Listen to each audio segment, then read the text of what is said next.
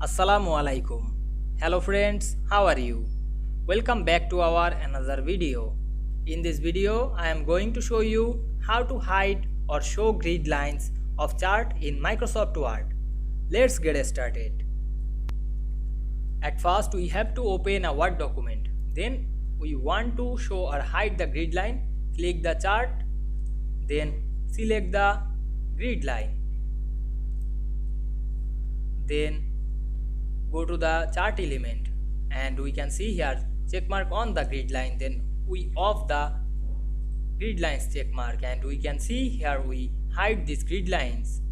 Then again click the check mark and show the grid line. Now we can see here we hide or show the grid lines very easily. I hope you enjoyed the video. Please like, comment, share and subscribe my channel. Thanks for watching.